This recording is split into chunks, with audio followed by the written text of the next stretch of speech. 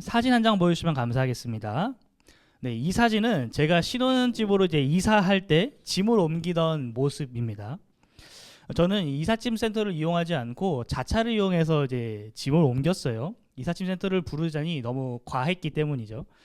처음에는 금방 할 줄 알았습니다. 제가 갖고 있는 짐들 가운데 책이 대부분이기 때문에 이 책을 빼놓고 나머지 뭐 옷이나 이런 거는 금방 옮기겠다 생각을 해서 자차로 옮기기 시작했습니다. 그런데 이 막상 짐을 정리하다 보니까 이 짐이 어마어마하게 나오더라고요. 정리할 것도 많고 버릴 것도 많고 쓰레기 봉투를 몇 봉투를 버렸는지 모르겠습니다. 그렇게 혼자서 짐을 옮기다 보니까 효율이 너무 떨어져가지고 제가 몇 날 며칠을 옮겼어요. 거의 한 2주 가까이 짐을 옮겼던 것 같아요.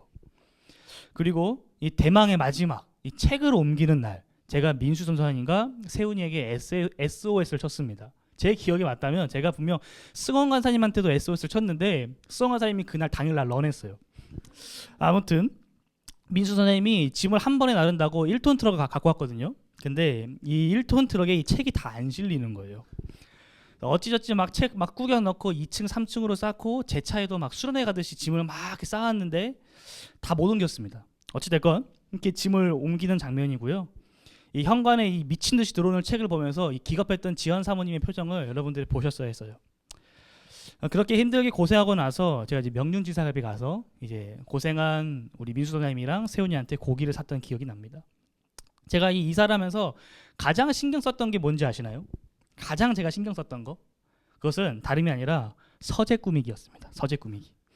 지연 사모님과 대화할 때는 뭐 가구가 어쩌고 가전이 어쩌고 했지만 사실 저는 이 서재를 꾸미는 것에 몰두되어 있었어요. 책상과 책장을 어떻게 놓을지, 어떤 브랜드의 어떤 제품을 사서 할지, 방 크기를 측정해서 이 3D로 만들 수 있거든요. 이케아에 들어가면 3D로 막 시뮬레이션을 막 돌려보기도 했습니다. 그렇게 탄생한 방이 바로 이 방이에요. 사진 바꿔주세요. 예. 여러분들이 신방 오셨을 때 한번 보셨죠? 지금은 그때랑 좀 달라지긴 했지만 제가 굉장히 많은 공과 이 시간과 노력을 들여서 만든 저의 가장 소중한 공간입니다. 저 한 사람의 짐을 옮기고 세팅하는 것도 이렇게 오랜 시간이 걸리고 많은 돈과 많은 수고가 걸렸는데 하물며 이 국가의 중요한 시설을 옮기는 것에는 얼마나 많은 시간과 돈이 들어갈까요? 제가 주중에 어느 한 기사를 봤습니다. 이제 이번에 이제 대통령실이 청와대로 다시 이전한다 하죠. 이 왕복했던 이 이사 비용이 최소 1,300억이 들었다고 합니다. 이처럼 우리가 어딘가로 이동하는 것은 단순히 어떤 장소가 변하는 것만을 의미하지 않아요. 오랜 시간과 비용이 발생함에도 불구하고 옮기고자 하는 분명한 이유와 또 목적, 그리고 이를 통해서 말하고자 하는 메시지가 있다라는 것입니다. 오늘 우리가 함께 읽은 성경 본문은 텐트의 형태로 있었던 성막에서 이 솔로몬이 지은 이 으리으리한 건물, 성전으로 이사하는 내용이 담겨져 있어요. 하나님을 예배하던 수많은 기구들이 이사하는, 운반되어지는 이야기입니다. 오늘날처럼 사다리차가 있거나 뭐 이삿짐 센터 트럭이 있는 것이 아니라 오로지 사람의 힘으로만 이 짐을 옮긴다면 이 얼마나 많은 준비와 노력이 필요했을까? 이거를 좀 한번 고민해 보시면 좋을 것 같아요. 성막에서 성전으로 이사를 준비하고 진행되는 모든 과정 가운데 이 이스라엘 백성들이 가장 중요하게 신경 썼던 것은 과연 무엇이었을까요? 오늘 우리는 바로 이 지점에 좀 포커스를 두려고 해요. 그리고 이들의 이 수고와 헌신의 운반에 대한 하나님의 반응도 좀 살펴볼 것입니다. 오늘 본문 말씀 속에서 이 하나님의 일을 행하는 자들이 중요하게 여겨야 될 부분이 무엇인지를 깨닫는 시간, 그리고 그 깨달은 바를 우리의 삶에 적용하는 시간이 되기를 소망합니다. 우리 함께 말씀 읽어봅시다. 1절과 2절입니다. 1절과 2절 함께 읽을게요. 시작.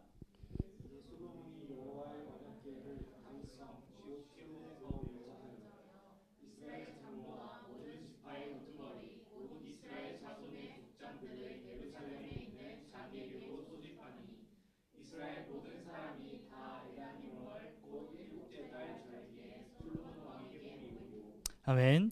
성전이 완공되자 다윗 성에 있던 하나님의 언약궤와 이 성막의 기구들을 성전으로 옮기는 작업에 바로 착수하게 됩니다. 이 솔로몬의 명령으로 이스라엘에 있는 장로들 그리고 각 지파의 우두머리들이 한 자리로 이제 소집이 됩니다. 그리고 종교 지도자들인 레위인과 제사장들도 바쁘게 움직이면서 이사를 준비하죠. 여기에 더해 온 이스라엘 백성들도 함께 참여합니다. 자, 이들의 준비 기간이 얼마나 걸렸을까요? 성전 완공으로부터 오늘까지 이 시간을 계산해 보면 이들이 얼만큼 이 이사를 준비했는지를 알 수 있겠죠. 함께 말씀을 봅시다. 6장인데요. 6장 말씀을 보게 되면 왕궁이 몇 월이 됐다고 나와 있죠? 글씨가 작아서 안 보이시나요? 예, 빨간색으로 표시되죠. 여덟째 8월입니다. 8월. 자, 그렇다면 성전 완공은 8월, 그리고 이사는 언제 했다고요? 7월. 자, 그렇다면 준비 기간이 얼마입니까? 한 달이 아니죠. 11개월입니다. 11개월. 자, 도대체 얼마나 어떻게 준비했길래 이렇게 긴 시간 동안 이사를 준비하게 되었을까요? 우리가 한번 상상해 봅시다. 이 성전 이사는 결코 만만한 작업이 아니었을 거예요. 옮겨야 될 기구들을 하나하나 점검해야 됐을 거고, 포장 방법을 정하고 이동 순서를 결정했어야 했을 겁니다. 필요한 인원들을 배치하고 역할을 분배하고 소요 시간과 비용을 계산했어야 됐겠죠. 그저 단순하게 옮기고 끝이 아니라 그 앞뒤로 보이지 않는 수많은 작업과 수고와 준비들이 필요하다라는 거예요. 그렇다면 이스라엘 백성들은 이 수많은 준비 과정 속에서 무엇을 가장 신경 썼을까요? 무엇을? 그게 바로 1절에 나옵니다. 바로 언약궤예요. 언약궤. 언약궤 사진 한번 보여주시겠습니까? 언약궤가 바로 이거예요. 언약궤는 하나님의 임재를 상징하는 하나의 기구, 성물입니다. 오늘 지금 이 자리에 우리와 함께 하시는 하나님을 상징하는 그러니까 상자인 거예요. 그렇기에 언약궤를 성전으로 운반한다는 것은 단순히 그냥 박스 하나로 옮기는 개념이 아니라 하나님께서 새로 지으신 성전에 거하신다, 그곳에 임재하신다, 우리와 함께 하신다라는 뜻을 가지고 있는 거예요. 오늘 이 이사의 하이라이트라고 볼 수 있는 거죠. 자, 그런데 여기서 우리가 한 가지 중요한 사실을 좀 떠올려야 됩니다. 솔로몬의 아버지 다윗도 과거 언약궤로 옮겼던 적이 있다라는 거예요. 다윗은 블레셋과의 전쟁에서 빼앗겼던 언약궤를 도로 되찾아옵니다. 그때의 이야기를 담고 있던 사무엘하 6장의 기록을 보게 되면 다윗이 언약궤를 옮길 때 무려 3만 명의 사람들을 동원했다라고 기록이 되어 있어요. 이 엄청난 숫자는 다윗이 언약궤를 운반하는 데 있어서 굉장한 공을 들였다라는 것을 반증합니다. 다윗은 언약궤 운반을 위해 성대하게 준비했지만 정작 가장 중요한 걸 놓쳐버렸죠. 그것이 뭡니까? 하나님의 말씀에 대한 순종이었어요. 순종. 다윗은 언약궤를 되찾을 때 자신의 이 마음이 앞선 나머지 하나님께서 명령하셨던 방법이 아니라 자신이 바라봤을 때 효율적이라고 생각했던 방법을 택했습니다. 자, 언약궤를 옮길 때 우리가 어떻게 옮겨야 됩니까? 제사장들이 언약궤를 매서 옮겨야 되죠. 요 채를 어깨에 메고 옮겨야 됩니다. 자, 그런데 다윗은 어떻게 했죠? 수레에 옮겨서 했죠. 사진 하나 더 보여주시겠습니까? 예, 이게 지금 수레로 옮기고 있는 하나의 그 그림인데, 이 수레에 실어서 언약궤로 옮기던 도중에 갑자기 소가 날뛰게 되면서 이 언약궤가 떨어질 위기에 처했습니다. 자, 그러자 이 그림 속에 있는 이 우사라는 사람이 그 언약궤에 떨어지는 것을 막고자 손을 댔죠. 그리고 어떻게 됐습니까? 그 자리에서 바로 즉사해 버렸어요. 하나님께서 원하시지 않는 방법으로 일을 행하다가 사고가 발생하게 된 겁니다. 그래서 다윗은 이 언약궤 운반을 중단해 버렸죠. 자, 솔로몬이 집중한 포인트가 바로 이겁니다. 성도 여러분, 솔로몬과 이스라엘 백성들이 왜 그렇게 오랜 시간 동안 준비했을까요? 단순히 더 완벽하게, 더 화려하게 하려는 목적이 아니었습니다. 그들의 목표는 하나였어요.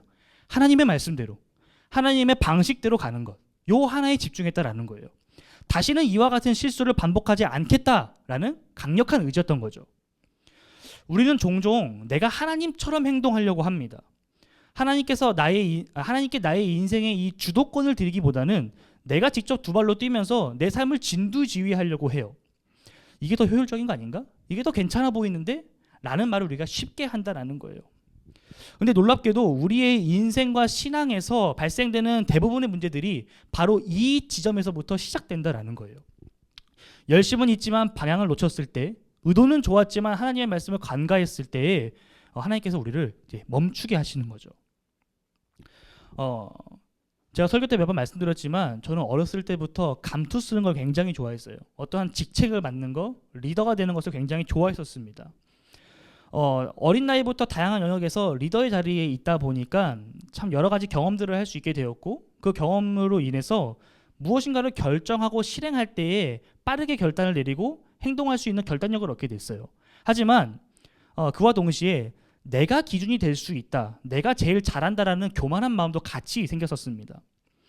제가 고등학생 때 기독교 동아리에서 활동을 했었는데 그때 제가 고등학교 1학년 입학한 햇병아리 신입이었습니다. 그때 찬양 인도를 하던 선배가 있었는데 제가 선배한테 가서 이야기했었어요. 선배 지금 콘티를 이상하게 짠다. 그렇게 찬양 인도를 하면 안 된다. 내가 찬양 인도 짬밥이 몇 년인데 그렇게 하면 안 된다라고 제가 선 넘는 발언을 했었어요. 저는 은연중에 사람들을 좀 이렇게 막 평가하고 무시하고 좀 하대했었습니다. 아주 나쁜, 아주 안 좋은 습관과 버릇이 있었던 거죠. 그러던 어느 날 제가 성경을 읽다가 좀 깜짝 놀랐습니다. 그것은 바로 예수님께서 제자들의 이 발을 씻겨주는 내용이었어요. 원래 알고 있었던 내용이었습니다. 근데 그날 그 말씀이 저에게 새롭게 다가오더라고요. 예수님께서는 종이 주인에게, 그러니까 하인이 주인에게 할 법한 일을 하시는데 아무런 불편함도 아무런 어색함도 없었다는 사실이 저에게는 굉장히 신선한 충격으로 다가왔었어요. 그 모습에 제 자신이 좀 오버랩이 됐는데 너무 부끄러운 거예요. 왜 이렇게 나는 교만하지? 예수님도 이러시는데 내가 뭐라고? 이런 것을 깨달았다는 거죠. 향후 누군가를 무시하는 생각이 올라올 때마다 저는 그 예수님의 섬김과 헌신을 기억하면서 이 잘못을 저지르지 않으려고 노력했습니다. 부단하게. 저는 같은 실수를 반복하지 않기 위해서 하나님의 말씀을 붙잡은 거예요. 그 말씀이 제 삶의 중심에 있어서 제가 잘못된 길로 나아가지 않도록 붙잡아 주기를 제가 기대하고 소망했던 거죠. 그리스도인들은 자신의 삶 속에서 알게 모르게 범하게 되는 실수나 이 죄를 찾아내야 됩니다. 죄를 가까이 하게 되면 죄에 대해서 우리가 무감각해지게 돼요. 거짓말 한 번이 어렵지 한 번 두 번 하고 나면은 그다음부터는 어렵지가 않습니다. 마찬가지예요. 하나님을 가까이 하게 되면 반대로 죄에 대해서 우리가 민감해지게 됩니다. 하나님께서 싫어하시는 것, 하나님께서 좋아하지 않는 것에 대해서 우리가 명확하게 그걸 구분할 수 있기 때문인 거죠. 그렇게 그리스도인들은 하나님의 말씀을 기준 삼아서 우리의 삶을 스스로 돌아봐야 됩니다. 혹시 내가 반복적으로 저지르고 있는 실수나 죄가 있지는 않은지 늘 점검해 봐야 돼요. 하나님의 뜻이 아닌 나의 뜻대로 행하려고 하는지를 체크해야 됩니다.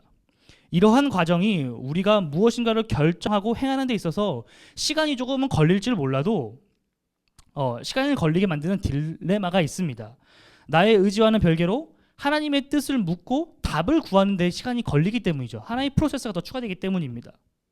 그렇기 때문에 우리는 그것을 귀찮다 또는 비효율적이다라고 생각할 수도 있죠. 그러나 성도 여러분, 신앙은 빠르게 가는 것이 중요한 게 아니라 바르게 가는 것이 중요한 줄 믿습니다. 우리 속담 가운데 이런 말이 있죠.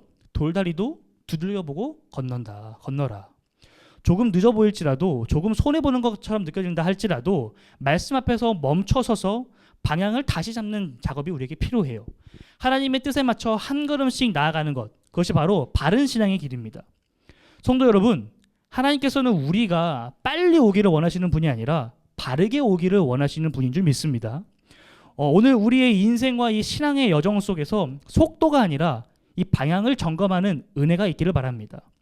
언약궤를 가장 먼저, 가장 중요하게 옮겼던 이스라엘처럼 우리의 삶의 중심에도 하나님의 임재와 말씀이 가장 먼저, 가장 깊은 자리에 놓이기를 소망해요.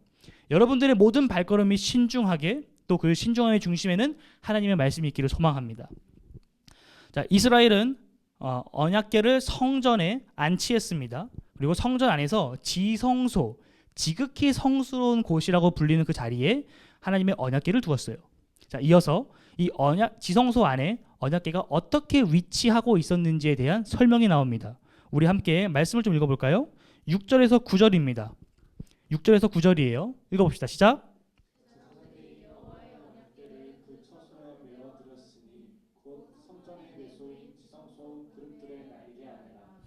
그룹들이 그 궤 초소 위에서 날개를 펴서 궤와 그 채를 덮었는데 채가 길므로 채 끝이 내소 앞 성소에서 보이나 밖에서는 보이지 아니하며 그 채는 오늘까지 그곳에 있으며 그 궤 안에는 두 돌판 외에 아무것도 없으니 이것은 이스라엘 자손이 애굽 땅에서 나온 후 여호와께서 저희와 언약을 맺으실 때에 모세가 호렙에서 그 안에 넣은 것이더라. 아멘. 이제 중요한 것은 이들이 하나님의 집에 이사하는 데 있어서 이들이 하나님을 만나는 가장 중요한 공간, 그 공간을 무엇으로 꾸미고 어떻게 언약궤를 배치했는가입니다. 하나님을 만나는 가장 중요한 공간, 이 지성소를 어떻게 꾸몄는가라는 거죠. 첫 번째는 그룹입니다. 그룹. 하나님의 언약궤가 그룹들의 날개 아래에 있었다라고 본문 6절과 7절이 말합니다. 그리고 오늘 우리가 함께 고백한 찬양 중에도 그룹 날개 사이에 임하신 것처럼 내 위에 임하소서라는 그런 고백이 있었죠. 성도 여러분, 이 그룹이 뭔지 아십니까? 그룹? 이에 대해서 제가 어제 굉장한 썰을 하나 들었습니다. 어제 목사님을 통해서 처음 접하게 됐는데, 지금부터 한 10여 년 전에 이 신천지에서 성경 교육을 할 때, 성경 공부를 할 때에 이 그룹을 영어의 그 그룹이라고 설명을 했대요. 그러니까 모임, 집단, 무리, 그 그룹이라고 설명했다고 합니다. 이거 완전히 잘못된 거예요. PPT 한번 보여주십시오. 이 그룹은 이 영어의 그 그룹, 모임, 그게 아니라 히브리어 케루빔이란 뜻입니다. 그룹이 이렇게 생겼어요. 넘겨주시겠어요? 이렇게 생겼습니다. 약간 사자랑 인간을 좀 합쳐놓은 어떤 그런 상상의 동물처럼 이제 생겼는데, 다음 넘겨주시고요. 자, 또 하나 넘겨주세요. 네, 이렇게 좀 생겼습니다. 네. 좀 문화권마다 좀 다르게 생기긴 했지만 이 그룹은 고대 근동 사회에서 신의 영역을 지키고 이 수호하는 어떤 수호자, 문지기, 이러한 역할을 감당했었습니다. 그러니까 이집트의 스핑크스라든지 이런 것처럼 말이죠.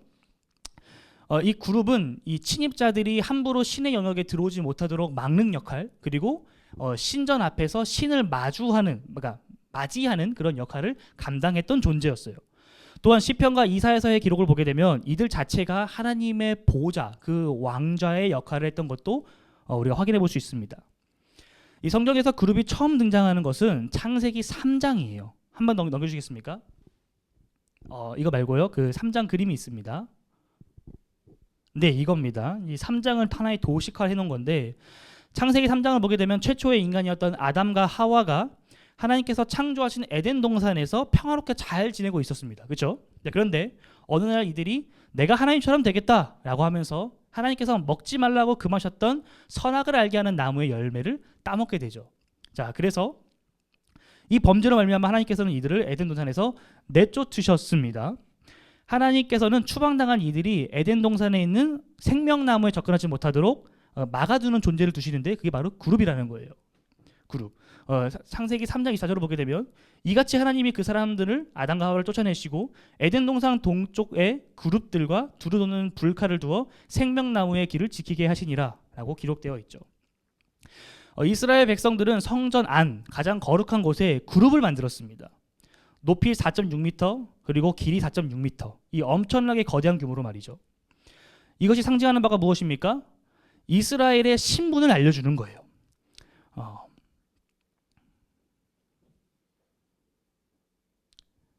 그룹이 있는 이 성전, 내소, 이 지성소는 아무나 들어갈 수 있는 공간이 아닙니다. 또 아무 때나 들어갈 수 있는 공간도 아니에요. 1년에 딱 한 번, 속죄일이라는 딱 하루에 대제사장 딱 한 명만이 들어갈 수 있습니다. 그러니까 이스라엘을 대표하는 단 한 사람만이 들어가는 거죠. 이 그룹을 향해 나아가는 제사장은, 이 언약궤가 지성소를 향해 나아가는 이 제사장은 그 언약궤를 마주하기 전에 그룹을 먼저 만나게 됩니다. 자, 그 그룹 앞에 선 제사장 뭘 느끼겠습니까? 과거 에덴 동산에서 쫓겨나서 하나님 앞에 나아갈 수 없었던 자신이 죄인이라는 사실, 하나님 앞에 나아갈 수 없는 존재라는 사실을 깨닫게 되는 거죠. 다시 말해서 대제사장은 하나님의 언약궤를 향해 나아가는 길 속에서 그룹을 통해 자기 자신이, 그리고 더 나아가 온 이스라엘이 하나님 앞에서 온전히 설 수 없는 죄인이라는 이 정체성을 명확하게 확인하게 됩니다. 죄로 인해 하나님께 나아갈 수 없는 그들의 신분을 상기시키는 거죠. 두 번째로는 언약궤 안에 두 돌판이 있었다라고 성경이 기록하고 있어요. 두 돌판은 하나님과 이스라엘 사이의 언약의 증거, 계약서입니다. 계약서. 하나님은 이스라엘의 참 신이 되실 것을, 그리고 이스라엘은 하나님의 백성이 될 것을 계약한 증거, 계약서예요. 따라서 이 돌판에 적혀있는 내용들은 이 이스라엘 백성들이 이제 하나님의 백성으로서 이 땅에서 어떻게 살아가야 되는지에 대한 삶의 정체성을 담고 있습니다. 그것이 바로 십계명인 거죠. 근데 여기서 중요한 사실이 하나 있어요. 사실 이 돌판은 하나님께서 처음 주신 돌판이 아니라는 겁니다. 출애굽기 32장을 보게 되면 이스라엘이 금송아지를 만들어서 우상 숭배를 했을 때 모세가 분노하여 하나님께서 주신 돌판을 바닥에 던져 깨트려 버립니다. 이것은 단순히 모세가 빡쳤기 때문에 그렇게 한 것이 아니라 하나님과의 언약이 이스라엘의 죄로 인해서 파기됐다, 깨졌다라는 하나의 상징적인 행위인 거예요. 오늘 언약궤 안에 있는 이 돌판은 모세가 하나님 앞에 다시 나아가서 은혜로 받은 두 번째 돌판입니다. 이것이 의미하는 게 뭘까요? 이 언약은 인간이 이 완전함 위에 세워진 것이 아니라 하나님의 용서, 자비, 은혜로 말미암아 다시 세워진 언약 안에 서 있다라는 사실을 지금 우리에게 보여주고 있는 거예요. 하나님의 용서와 자비 없이는 결코 이스라엘 백성들이 누릴 수 없는 하나님의 은혜를 말하고 있는 것입니다. 정리하자면 그룹은 우리가 하나님 앞에서 죄인이라는 사실을 깨닫게 하는 것이고, 언약궤는 그럼에도 불구하고 하나님의 용서와 자비를 기억하게 합니다. 그리고 그 안에 있는 두 돌판은 하나님의 은혜를 기억하며 우리가 어떻게 살아가야 되는지를 보여주는 하나의 신앙의 장치인 거죠. 제가 여러분들께 한 가지를 권하고 싶습니다. 성전을 지었던 이스라엘 백성들은 이 자신의 신앙을 고백할 수 있는, 자신의 연약함을 늘 깨달을 수 있는 이러한 여러 가지 장치들을 만들어 놓았어요. 그랬던 것처럼 우리도 우리의 일상 속에 이러한 장치들을 만들면 좋겠어요. 요즘 저는 영어 공부를 하고 있어요. 영어 공부를 할 때 가장 중요한 게 뭔지 아십니까? 수많은 전문가들이 이구동성으로 말합니다. 환경을 바꿔라. 영어를 들을 수밖에 없는 환경을 만들라는 거예요. 영어를 듣고 말할 수밖에 없는 환경을 만들라는 거죠. 그렇게 일상생활 속에서 지속적으로 영어에 노출이 돼야 영어가 자연스럽게 체득되어진다라고 말을 하는 거예요. 우리의 신앙도 이와 마찬가지입니다. 우리가 이 땅에서 하나님의 백성으로 또 그리스도인으로 살아가기 위해서 우리의 삶의 전 영역을 하나님께 포커스 맞춰야 돼요. 하나님의 말씀에 귀 기울여야 되고, 성경 묵상과 기도에 힘써야 되고, 경건한 삶을 영위해야 됩니다. 그러기 위해서 우리가 하나님을 의식하고 자각할 수 있는 수단과 방법, 그러한 장치들이 우리에게 필요하다라는 거죠. 사진 하나 더 보여주시겠습니까? 이 사진은 제 방이에요. 방. 요거 말고요. 2개 전, 이 방입니다. 제 방인데, 이 방에는 제가 아끼는 여러 가지 보물들이 있습니다. 저에게 큰 영광을 주었던 몇 권의 책들도 있고요. 그리고 또 여기 또 뭐가 있냐면 우리 교회 단체 사진, 그리고 우리 성도님들 사진이 있습니다. 주성이랑 수원 간사님의 증명 사진이 있어요. 액자에 걸려서. 그리고 또 뭐가 있냐면 이 주성이가 저 군대 갈 때 줬던 편지, 그리고 효선이가 저 생일날 줬던 편지, 이게 눈에 가장 잘 띄는 곳에 이렇게 딱 뒀습니다. 그러면은 제가 책상에 앉아 있을 때나 아니면 왔다 갔다 할 때마다 그게 눈에 딱 걸려요. 눈에 들어옵니다. 그러면 제가 한 번 더 그걸 보면서 한 번 더 생각하게 되고 한 번 더 기도하게 돼요. 마찬가지인 거예요. 자, 그런데 제가 이 서재를 기획할 때 이런 것들보다 조금 더 신경 썼던 게 있습니다. 신경 써서 자리를 잡아놓은 게 있어요. 바로 이 다음 사진인데요. 이 자리에서 딱 확대하면 이렇게 보이고, 한 번 더 확대하면 저 가운데 이게 보입니다. 제가 하나님과 예수님을 생각할 수 있는 하나의 장치를 마련해 놓은 거예요. 이 오프라인뿐만 아니라 온라인에서도 저는 이 핸드폰과 스마트폰과 똑같은 말이죠. 스마트폰과 컴퓨터에 이 하나님을 생각할 수 있는 것들을 좀 만들어 놨어요. 말씀을 해놓는다든지 이런 식으로 말이죠. 여러분들의 삶에도 이렇게 하나님을 기억할 수 있는, 또 하나님을 찾을 수 있는 이 장치들을 마련하시길 바랍니다. 우리의 마음에, 우리의 정신에, 우리의 영혼과 우리의 육체가 담겨져 있는 그 공간에 하나님의 것들을 좀 채워보세요. 그래야만 우리가 하나님으로 인한 충만함을 느낄 수 있습니다. 하나님을 삶 속에서 잊지 않고 계속해서 깨닫고 자각할 수 있어요. 그래야만 우리가 이 죄와 실수에 대해서 더 민감하게 반응할 수 있는 것입니다. 성도 여러분, 언제나 이스라엘과 함께 하시며 은혜를 베풀어 주셨던 하나님의 말씀을 따르는 삶, 또 이것이 바로 하나님의 임재를 누리는 삶이며 내 삶의 주인은 하나님으로 고백하는 삶이에요. 저와 여러분이 바로 이러한 삶을 살기를 원합니다. 말씀의 결론을 맺을게요. 우리는 이사할 때 자연스럽게 버리는 것들이 생기고 또 챙기는 것들이 생깁니다. 저 역시 이사하면서 오래 쓰지 않았던 물건들을 과감하게 정리했고, 또 새로운 공간에 필요하다고 생각되는 것들을 신중하게 골라서 더 챙겼습니다. 이사라는 과정은 단순한 이동이 아니라 무엇이 내 삶에 가장 중요한 것인가를 다시 묻는 작업이기 때문인 거예요. 오늘 본문은 단순히 성막의 기구들을 성전으로 옮기는 이야기가 아닙니다. 이스라엘 백성들이 하나님의 집으로 이사하면서 중심에 무엇을 둘 것인가를 결정했던 사건에 대한 이야기인 거예요. 그들은 가장 깊은 곳, 가장 중요한 공간인 이 지성소에 언약궤를 두었고, 그 언약궤를 그룹의 날개 아래 위치하게 했으며 그 아래는 두 돌판, 곧 하나님의 말씀이 있게 했습니다. 이것은 분명한 신앙 고백인 거예요. 이 집의 주인은 하나님이시다. 우리의 중심은 열심이 아니라 하나님의 말씀이다. 우리가 완전해서 하나님 앞에 나아가는 것이 아니라 우리는 그분의 은혜로 말미암아 나아가는 것이다 라는 그들의 신앙 고백이었던 것입니다. 성도 여러분, 우리도 지금 하나님의 집으로 이사하고 있어요. 공간의 이동이 아니라 우리의 마음과 영혼이 이사하는 것입니다. 이 과정에서 우리가 자연스럽게 버려야 될 것이 있고 또 우리가 취해야 될 것이 있어요. 우리가 버려야 될 것은 하나님 앞에서 뭔가 내가 하려고 하는 그런 조급한 마음, 내 뜻대로 하려고 하는 나의 강력한 의지, 이런 것들입니다. 효율을 핑계 삼아 이 세상의 가치관에 따라 말씀을 가볍게 여기는 태도, 뭐 이 정도면 괜찮겠지 라며 스스로 기준이 되려고 하는 마음. 반대로 우리가 챙겨야 될 것은 하나님의 임재를 사모하는 마음, 또 말씀 앞에서 멈출 줄 아는 겸손, 내 삶의 중심을 하나님께 내어드리는 결단인 것입니다. 성도 여러분, 이 성전의 완성은 건물이 다 지어졌을 때 이루어진 것이 아니었습니다. 그 안에 언약궤가 들어오고 하나님의 영광이 임했을 때 비로소 성전이 완성된 거예요. 마찬가지로 우리의 신앙도 열심히 움직일 때 완성되는 것이 아니라 하나님의 임재가 우리 안에 중심 잡을 때, 우리가 하나님 안에 거할 때에 완성되는 줄 믿습니다. 오늘 우리의 삶의 중심, 우리의 마음의 지성소에 무엇이 놓여져 있습니까? 여러분들 한번 곰곰하게 돌아보시길 원해요. 언약궤처럼 하나님의 말씀과 임재가 가장 깊은 자리에 놓이기를, 그래서 우리 삶 전체가 하나님께서 거하시는 거룩한 집이 되기를 주님의 이름으로 축복합니다. 우리 함께 기도합시다.